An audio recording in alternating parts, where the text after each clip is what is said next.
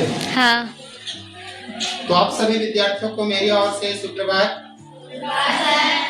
आज जैसा कि जान रहे हैं कि हम लोग पहले से जो क्लास में अध्ययन कर रहे हैं भारत का भौतिक स्वरूप, इस भारत के भौतिक स्वरूप में हम लोग जो आगे बढ़ रहे थे, दूसरा हिस्सा पढ़ रहे थे उत्तरी मैदान।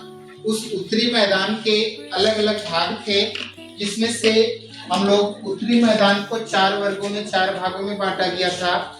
एक था राजस्थान का मैदान, एक पंजाब हरियाणा का मैदान, जिसमें से हम पंजाब हरियाणा और राजस्थान के मैदान को पिछला क्लास में अध्ययन कर चुके हैं। आज का जो टॉपिक्स रहेगा वो आज तीसरा हिस्सा रहेगा, जिसका नाम है गंगा प्लेन। इसको कहते हैं गंगा का मैदान। ठीक है, गंगा का मैदान। ठीक है, ये गंगा का मैदान है।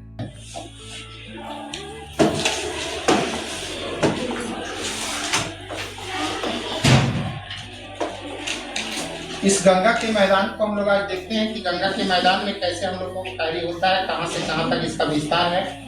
तो चलिए, हम मैपिंग वर्क से समझ चुके हैं पहले से ही कहां कहां कौन कौन से एरिया है। सो जैसे हम लोग देख रहे थे, तो ये एरिया जो है भारत का जो एरिया है, इस एरिया में इधर छूट करके हम देख रहे हैं, यहाँ पे ये जो खास करके एरिया दिखाई देगा आपको, ये एरिया जो दिखाई देगा आपको, ठीक है, इसी एरिया में जो है उत्तरी मैदान स्थित है। इसमें से उत्तरी मैदान में से एक था राजस्थान का मैदान, एक पंजाब हरियाणा का मैदान जो बांटे थे। ठीक है, उसके बाद दूसरा जो था, तीसरा जो है गंगा प्लेन है। इसके आगे भी है एक एरिया जिसको हम कहते हैं असम का मैदान। ठीक है, और ये है गंगा मैदान, गंगा का मैदान। ठीक है, अब थोड़ा समझना है यहाँ पे आपको, ये गंगा के मैदान जो प्लेन एरिया है, इस गंगा के मैदान को मुख्यतः कितने भागों में बांटा गया उसको जानना है। ये गंगा का मैदान का निर्माण किस नदी के द्वारा है उसके बारे में जानना है। ठीक है, ये गंगा का मैदान विशेष रूप से ध्यान रखेंगे, इसके 3 भाग हैं। ठीक है, पहला भाग है ऊपरी भाग गंगा का मैदान, इसको कहेंगे गंगा का मैदान। इस गंगा के प्लेन में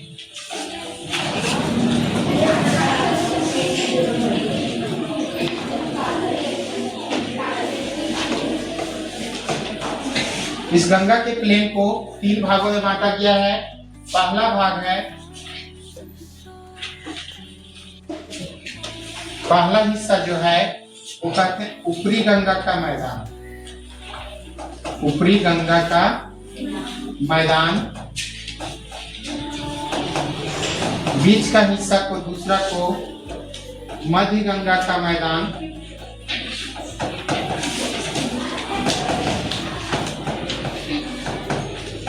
और तीसरा है निचली गंगा का मैदान।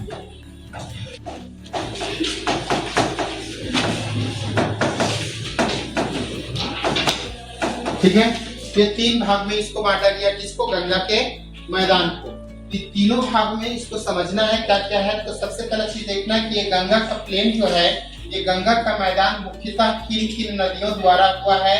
तो यहाँ पे प्रवाहित होने वाले प्रमुख रूप से नाम से पता चल रहा है आपको, नाम ही रखा गया है गंगा का मैदान। इसका मतलब है ये प्रमुख रूप से किस नदी द्वारा निर्मित है, तो गंगा नदी। कौन सी नदी है इसमें, गंगा नदी द्वारा इसका निर्मित किया गया है। अर्थात गंगा नदी ने अपने साथ में क्या किया है, अवसादों को बहा करके इस क्षेत्र में निक्षेप किया है, जिससे जलोढ़ मृदा का जमाव हुआ और इस मैदान को निर्माण हुआ है। ठीक है, तो गंगा नदी और इसके साथ में इसकी सहायक नदी का नाम है, जिसका नाम है यमुना नदी। कौन सी नदी है, यमुना नदी और गंगा नदी, ये दोनों की प्रमुख सहायक नदियों का विस्तार यहाँ तक पाया जाता है। इस नदी का जो विस्तार अगर बोला जाएगा तो यहाँ से लेकर के यहाँ तक प्रमुख रूप से इसका विस्तार है वो यमुना दोयाब से लेकर के, यमुना नदी के लेकर के। ठीक है, यमुना दोयाब से लेकर के गंगा यमुना दोयाब में पाया जाता है।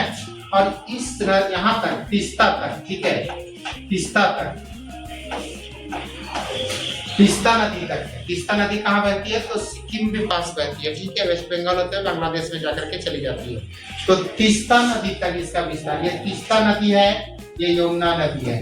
तो यमुना नदी और तीस्ता नदी के बीच इस मैदान को क्या नाम से जाना जाता है, तो गंगा का मैदान। इस गंगा के मैदान का प्रमुख रूप से पहला हिस्सा जो देख रहे हैं, ये काफी ज्यादा पूरे एरिया में उत्तरी मैदान का नॉर्थ प्लेन का जो है, उत्तरी मैदान का नॉर्थ प्लेन का जो भाग है सबसे बड़ा भाग है। ठीक है, सबसे बड़ा भाग, ठीक है, सबसे बड़ा भाग है। किसका सबसे बड़ा भाग है? उत्तरी मैदान का, नॉर्थ प्लेन का उत्तरी मैदान का सबसे बड़ा भाग को किस नाम से जाना जाता है? तो गंगा का मैदान के नाम से जाना जाता है। इस गंगा के मैदान का विस्तार विशेष रूप से बहुत अधिक मात्रा में है और इसका क्षेत्रफल की बात करेंगे तो 3.75 लाख वर्ग किलोमीटर है। ठीक है, लाख वर्ग किलोमीटर है। यहाँ प्रमुख रूप से बहने वाली नदियां जो है इस गंगा के प्लेन में, गंगा के मैदान में, उसमें गंगा नदी है। नदी की बात करेंगे तो गंगा हो जाएगा, यमुना हो जाएगा, ठीक है, घग्गर हो जाएगा, उसके बाद कोसी हो जाएगा, रामगंगा हो जाएगा, उसके बाद तीस्ता हो जाएगा। ठीक है, ये प्रमुख नदियां हैं। इसके अलावा और भी छोटी छोटी नदियां यहाँ प्रवाहित होती है, जिसमें से छोटी छोटी नदियों में हम लोग देखेंगे यहाँ पे प्रमुख रूप से जो पाई जाती है नदियां जो प्रवाहित होती है, ये प्रमुख रूप से नदियां ये सब हुए। इसके अलावा इसका विस्तार भी देखिए। अब रही बात, ये पूरा का पूरा मैदान जो है वो पूरा का पूरा मैदान किस चीज से निर्मित है? तो जलोढ़ मिट्टी से निर्मित है। यहाँ पूरा का पूरा मैदान किस चीज से निर्मित है? तो जलोढ़ मिट्टी से निर्मित है। जलोढ़ मृदा पाई जाती है। ठीक है, जलोढ़ मृदा पाई जाती है। लेकिन ध्यान रखें कि इस क्षेत्र में कुछ ऐसे क्षेत्र हैं जो बाढ़ प्रभावित क्षेत्र है, जहाँ रोजाना मतलब हमेशा बाढ़ आते रहता है बरसात के समय में, और कुछ ऐसे क्षेत्र हैं जो बाढ़ प्रभावित क्षेत्र नहीं है। तो जो बाढ़ प्रभावित क्षेत्र हैं वहाँ पर रेगुलर पानी आते रहता है, हमेशा बाढ़ आते रहता है। बरसात के मौसम में, वर्षा ऋतु के समय में हमेशा रोज के बाढ़ आएगा लगभग में। ठीक है, ये रोज के बाढ़ आते रहता है, हमेशा बाढ़ आते रहता है। जिस नदी के किनारे जो स्थित है वहाँ बाढ़ हमेशा आते रहता है। और कुछ ऐसे क्षेत्र हैं जहाँ पे बाढ़ नहीं आता है, कुछ ऐसे भी क्षेत्र हैं जहाँ पे बाढ़ नहीं आता है। ठीक है, तो बाढ़ जहाँ नहीं आता है, ये एरिया मान के चलिए बाढ़ नहीं आता है। इस एरिया में ये नदी का एरिया है, वहाँ बाढ़ नहीं आता है। देखिए थोड़ा सा समझिएगा, यहाँ पे बढ़िया ढंग से इसको जान लीजिए, क्योंकि इससे परीक्षा में पूछा गया क्वेश्चन है। यहाँ ये एक नदी बह रही है। ठीक है, ये हमने एक नदी बहाया, इस नदी में देखिए कि पानी बह रहा है। तो नदी का एरिया, नदी का जो क्षेत्र होता है एक सीमा रेखा पर होता है। अर्थात सीमा रेखा का मतलब उसकी भी कोई सीमाएं होती है नदियों की, अर्थात यहीं तक बहेगा, यहीं तक बहेगा, मतलब उसका कुछ न कुछ सीमाएं होती है जहाँ तक नदियां हमेशा प्रवाहित होती रहती है। लेकिन कभी कभी क्या हो जाता है कि नदियों पर बाढ़ काफी अधिक मात्रा में, बहुत ज्यादा अधिक मात्रा में पानी आ जाता है, बाढ़ें आ जाती है। जैसे पिछला साल देखे होंगे आप लोग कि बकुलिया नदी में ऐसा कभी बोलता है लोग इतिहास में कि ऐसा पानी नहीं आया था। ठीक है, जो काफी भयानक आया था, उधर का पानी काफी ग्राउंड तक चला गया था। ठीक है, जो कभी नहीं आता, मतलब इसकी एक नदी की जो सीमाना है, उस सीमाना तक यदि नदी का पानी बह रहा है तो वहां तक ठीक है। लेकिन कभी कभी इतना भयानक बाढ़ आ जाता है कि इसके आसपास के क्षेत्रों को इधर तक भी पानी ले जाता है, इधर तक भी पानी ले जाता है, दोनों किनारों से। ठीक है, तो यहाँ तक जब पानी ले गया, इधर तक पानी लेकर के जमा कर दिया, इधर पानी ले गया, तो इधर पानी ले जा रहा है, तो पानी ले जा रहा है, तो इसके साथ में क्या जमा हो रहा है? अवसाद। अपने साथ में क्या लेकर के आ रहा है? अवसाद। अवसाद को क्या बोलते हैं? तो गाद। ठीक है, मिट्टी। ठीक है, पंखीला मिट्टी, पंख वाला मिट्टी। तो यहाँ हर एक साल बाढ़ आ रहा था, यहाँ प्रतिवर्ष बाढ़ आ रहा था, प्रतिवर्ष बाढ़ें आ रही थी यहाँ पे नहीं था।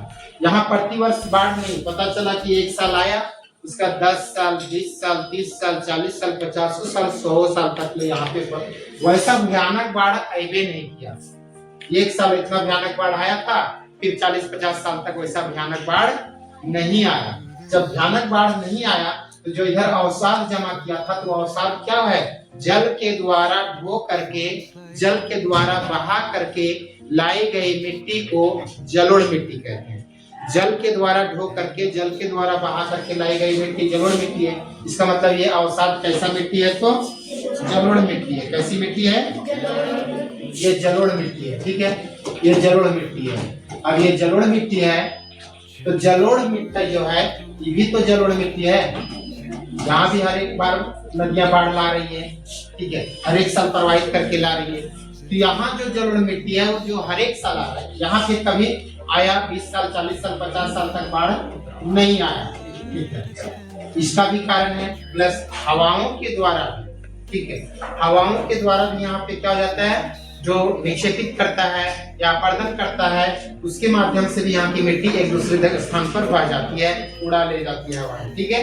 तो यहाँ जलोढ़ मिट्टी यहाँ भी है, यहाँ भी जलोढ़ मिट्टी है। अब ध्यान देने वाली बात है, ये मिट्टी कैसा होगा जो प्रत्येक वर्ष बाढ़ ला रही है, हर एक साल बाढ़ ला रही है, कि जलोढ़ मिट्टी ये भी है, लेकिन यहाँ एक बार बाढ़ में आकर के मिट्टी को जमा किया, ये भी जलोढ़ मिट्टी है, लेकिन ये एक बार आया 20 साल 50 साल तक दोबारा फिर वैसा बाढ़ नहीं आया। इस परिस्थिति में ये बाढ़ यानी ये मिट्टी और ये मिट्टी में क्या डिफरेंट मिलेगा, ये मिट्टी कैसा होगा जो हर एक साल बाढ़ ला रही है, वो मिट्टी कैसा होगा, ये मिट्टी क्या होगा, हमेशा हर साल बाढ़ आ रही है तो वो क्या होगा, नया होगा। क्या होगा, नया होगा। जबकि ये सब दोनों मिट्टी ऐसे हैं जो हर एक साल बाढ़ नहीं ला रही है, वो कितना साल 50 साल 100 साल पुराना था वैसा बाढ़ आया था, 20 साल पुराना था, लेकिन वो क्या हो गया, पुराना हो गया, ठीक है।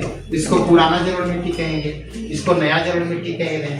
तो नए जलोढ़ मिट्टी को, नए जलोढ़ मृदा को खादर कहा जाता है। क्या बोला जाता है, और पुरानी जलोढ़ मिट्टी को, पुरानी जलोढ़ मृदा को क्या बोलेंगे, बांगर। क्या बोलेंगे, कौन बांगर। हम इसको क्या बोलेंगे, तो बांगर बोलेंगे, ठीक है। तो बांगर और खादर क्वेश्चन आपके लिए इम्पोर्टेंट, ठीक है, पूछा जाता है। नए जलोढ़ मिट्टी को किस नाम से जाना जाता है, तो खादर। नया जलोढ़ मिट्टी को खादर, और पुरानी जलोढ़ मिट्टी को बांगर। याद रखने के लिए एक ट्रिक हम आपको बता देते हैं, छोटा सा ट्रिक, जिससे क्या कर सकते हैं आप जान सकते हैं, कभी भी भूलिएगा नहीं, ठीक है। नखे बापू, ठीक है, ना से नया, आ से खादर, बा से बांगर, उसे पुराना, नखे बापू, ठीक है। बापू किसको बोलते हैं, पिताजी को बहुत सारे लोग बोलते हैं बापू।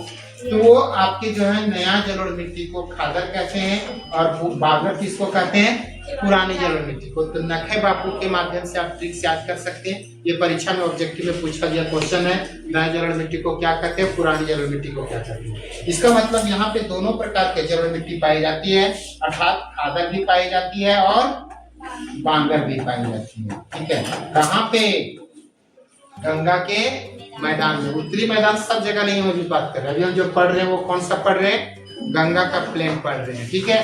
तो गंगा के मैदान में दोनों तरह की जलोढ़ मिट्टियां पाई जाती है, अर्थात खादर भी पाई जाती है और बांगर भी पाई जाती है। ये इसका विस्तार हुआ, आपका क्षेत्रफल हुआ इसका, कौन नदी इसको बनाया है वो पता चला।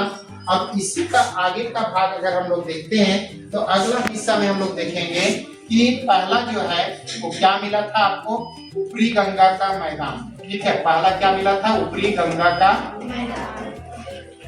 का मैदान। चलिए आज हम लोग इसको क्लियर करते हैं, ऊपरी गंगा के मैदान को। ऊपरी गंगा का मैदान का विस्तार, ठीक है, कहां से कहां तक है, तो गंगा यमुना दोयाब तक है, सिर्फ इतना ही जानना है। कहां से कहां तक है, इधर यमुना नदी है और इधर गंगा नदी है, ठीक है।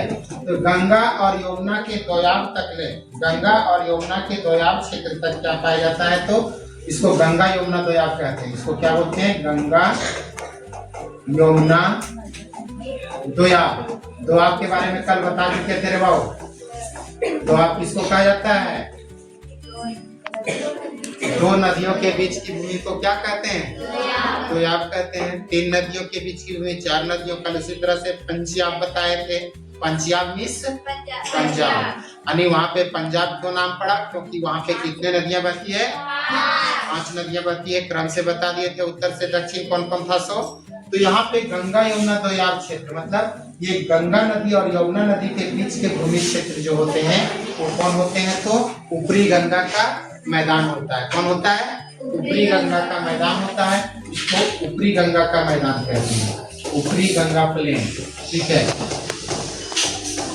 ये ऊपरी गंगा का मैदान है। यहाँ पे दोयाब क्षेत्र में, गंगा यमुना दोयाब क्षेत्र में। अब यहाँ कौन कौन से एरिया पाए जाते हैं, क्षेत्र कौन कौन सा पाया जाता है, उसके बारे में थोड़ा सा जानने का प्रयास करते हैं। ठीक है, आखिर यहाँ कौन कौन से एरिया है, कौन कौन सा क्षेत्र है जो यहाँ पे प्रवाहित पाए जाते हैं, जिसमें से आप लोग देखेंगे विशेष रूप से जानने का प्रयास करेंगे। यहाँ जो पाए जाते हैं वो एक सहारनपुर, ठीक है, रोहेलखंड, सहारनपुर, ठीक है, रोहेलखंड, सहारनपुर, इसके अलावे मेरठ, आगरा, बुंदेलखंड, ठीक है, मेरठ, आगरा और बुंदेलखंड, ये सभी भाग कहाँ पे स्थित हैं, तो ऊपरी गंगा के मैदान में स्थित है। प्रमुख जगह है तो बहुत जगह, ठीक है, लेकिन ये सब प्रमुख है। आगरा के बारे में सब जानते हैं, यहाँ पे क्या है, ताजमहल स्थित है, ठीक है, और आगरा किस नदी के किनारे बसा है, सब लोग को पता है, यमुना नदी के किनारे। किस नदी के किनारे? ये सभी जगह जो है वो ऊपरी गंगा के मैदान में पाए जाते हैं, अर्थात ऊपरी गंगा के मैदान में स्थित है। यहाँ प्रमुख रूप से बहने वाली नदियां जो है वो यमुना नदी है, गंगा नदी है, काली शारदा है, यहाँ नदी, ठीक है, क्षेत्र हुआ। अब नदियां यहाँ की बात करेंगे तो नदियां कौन कौन सी हैं, गंगा, यमुना, काली शारदा, ठीक है,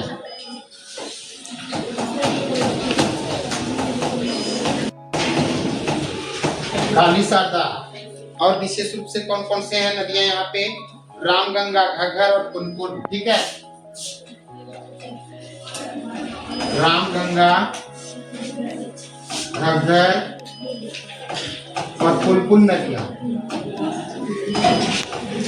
यहाँ पे स्थित है, अर्थात ऊपरी गंगा प्लेन में पाए जाते हैं, ऊपरी गंगा के मैदान में स्थित है। ठीक है, ये प्रमुख विस्तार हुआ। दूसरा भाग पढ़ेंगे हम लोग, वह है मध्य गंगा का मैदान। ठीक है, मध्य गंगा का मैदान। अब ये मध्य गंगा का मैदान कहाँ से कहाँ तक इसका विस्तार पाया जाता है, उसके बारे में जानने का प्रयास करते हैं। ठीक है, मध्य गंगा के प्लेन कहाँ तक पाए जाते हैं इसके।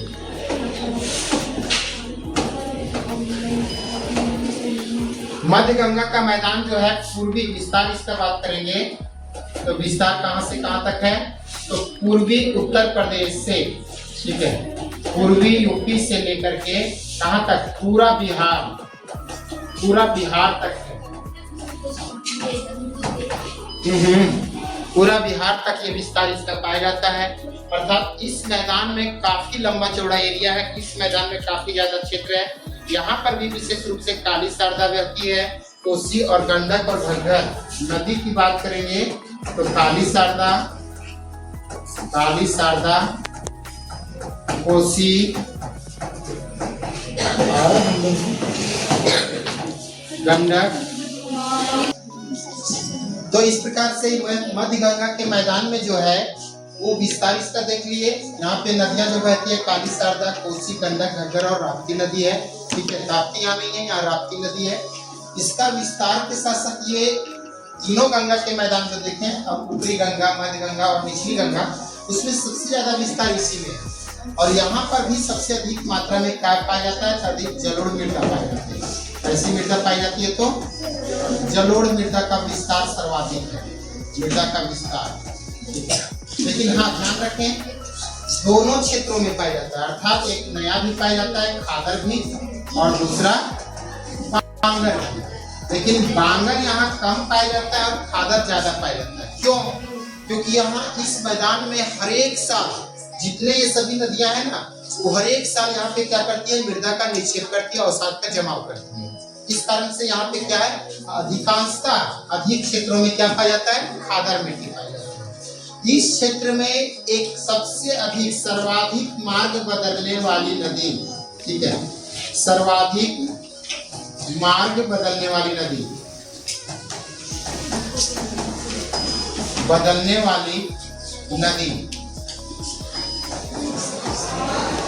हमारा भारत का ही नहीं बल्कि दुनिया में इसको काउंट किया जाता है। सबसे अधिक मार्ग मतलब क्या होता है, रास्ता। सर्वाधिक मार्ग अर्थात रास्ते बदलने वाली नदी कौन सी है, जानते हैं, कोसी, यही बहती है। जो दिखा चुके हैं कोसी नदी को। ठीक है, ये कोसी नदी सबसे अधिक मार्ग बदलती है। इन साल पता चलेगा इधर से बाढ़ आएगी, अगले साल पता चलेगा इधर छोड़ दिया, दूसरे तरफ से चलेगा। हम हर साल अपने मार्ग को क्या करते रहती है, बदलते रहती है। क्यों बदलते रहती है अपने मार्ग को? आखिर मार्ग बदलने का रीजन क्या है? तो जो नदियां बहा करके आ रही है, नदियां आ रही है बह करके अपने क्षेत्र में अवसाद का जो ला रही है, तो पता चला इस साल जितना भी आया ना कि इस एरिया में पूरा मिट्टी का जमा कर दिया और मिट्टी का निक्षेप कर दिया इस एरिया में। मृदा का जब जमाव हो जाता है इस एरिया में, ये मिट्टी का निक्षेप हो जाने से अब अगले साल जो नदी आएगी, यही नदी फिर पता चलेगा कि इस एरिया से जा रहे थे, वो एरिया में मृदा जमा हो गया है, मिट्टी निक्षेप हो गया है, इसको छोड़ देता है, अपना रास्ता इधर से चेंज कर देता है। ठीक है, बदल देता है रास्ता इसको। ठीक है, इसीलिए इसको फिर इधर से हो गया, कभी पता चला इधर चला गया, कभी पता चला इधर चला गया, माने अपने रास्ता वो हर एक साल बदलते रहता है। कौन सी नदी? कोसी नदी। इसीलिए इसको सर्वाधिक मार्ग बदलने वाली नदी के नाम से भी जाना जाता है, ना इंडिया में बल्कि वर्ल्ड में ये फेमस है ये नदी। दूसरी बात याद रखेंगे कि सबसे अधिक मार्ग बदलती रहती है और ये प्रमुख रूप से बिहार में बहती है। सीधे नेपाल से आती है निकल करके कोसी नदी और बिहार में आकर के सीधा प्रवेश करती है भारत में। ठीक है, तो बिहार में आती है तो हर साल जब मार्गे बदलता है ना, तब बिहार को पूरा तहस नहस चौपट करके रख देता है। इस कारण से जो है कोसी को बिहार का शोक के नाम से जाना जाता है। बिहार का शोक मतलब दुख। शोक मीन्स क्या होता है? दुख। बिहार के शोक के नाम से किस नदी को जाना जाता है? कोसी नदी को जाना जाता है। ठीक है, कोसी नदी को जाना जाता है। अब अगला तीसरा देखिए, लास्ट पॉइंट है इसका, लास्ट भाग है निचली गंगा का मैदान। ठीक है, निचली गंगा का मैदान।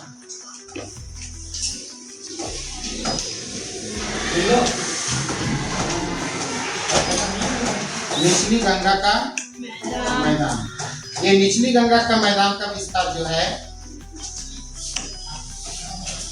वो विशेष रूप से कहां से चल जाता है? बिहार क्षेत्र पर कब्जा कर चुका है। तो बिहार में पटना से शुरू हो जाता है इसका विस्तार, पटना से।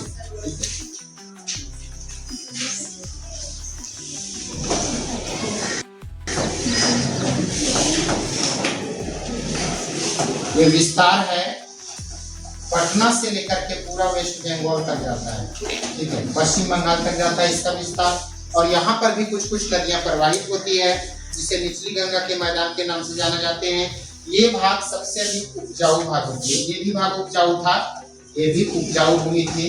ठीक है, और ये भी सर्वाधिक उपजाऊ भूमि है।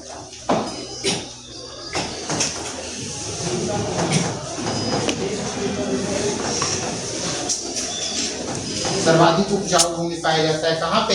निचली गंगा के मैदान में पाया जाता है। इसके साथ साथ निचली गंगा के मैदान का विस्तार है और ये विशेष रूप से इसका विस्तार, निचली गंगा का मैदान का विस्तार कहाँ तक चला जाता है? लास्ट में दूसरे देश बांग्लादेश तक, बांग्लादेश तक चला जाता है विस्तार है। ठीक है, अब आगे देखेंगे इसके, जब ये विस्तार बांग्लादेश तक जाता है, यहाँ पे ये नदी अपने मुहाने पर क्या बनाती है? तो डेल्टा। ठीक है, क्या बनाती है? डेल्टा, जो विश्व का सबसे बड़ा डेल्टा। बताइएगा, विश्व का सबसे बड़ा डेल्टा कौन है?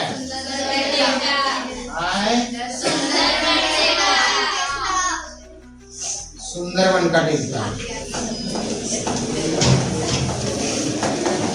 इस नदी द्वारा निर्मित है, जानते हो, गंगा और ब्रह्मपुत्र नदी द्वारा। ठीक है, गंगा और ब्रह्मपुत्र नदी के द्वारा बना हुआ है, जो विश्व का सबसे बड़ा डेल्टा होता है।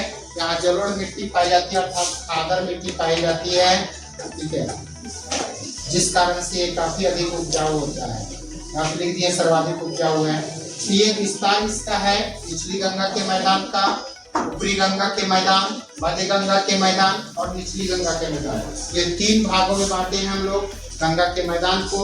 इसके बाद हम लोग लास्ट जो है वो पढ़ेंगे असम का मैदान या ब्रह्मपुत्र का मैदान। नेक्स्ट क्लास में वर्णन किया जाएगा। आप सबको